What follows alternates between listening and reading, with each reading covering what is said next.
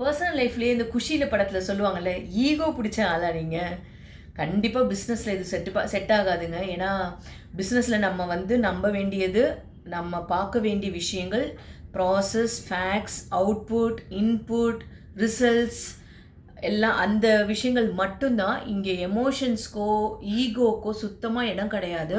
But ஸ்டார்ட் அப்ஸோட major ஃபெயிலியர்ஸில் ஒன் ஆஃப் த ரீசனாக நம்ம சொல்லலாம் அப்படின்னா ஆண்டர்ப்ரனர்ஸோட ஈகோ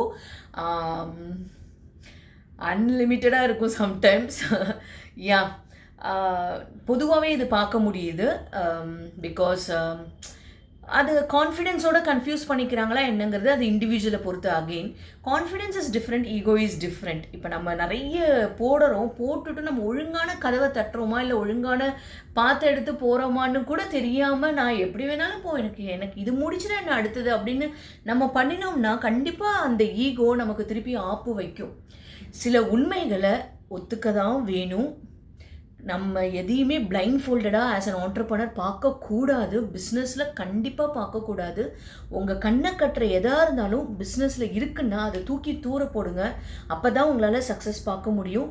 சக்ஸஸை பார்க்க முடியலனாலும் லாஸை மினிமைஸ் பண்ண முடியும். ஸோ நான் இவ்வளோ பணம் இழந்துட்டேன் அப்படின்னு சொன்னால் எங்கேயோ ஒரு இடத்துல நம்மளோட ஈகோ பயங்கரமாக ப்ளே பண்ணி அதுக்கு காரணமாக இருந்திருக்கு. So take care of your ego. Please avoid it. It is not at all good in business.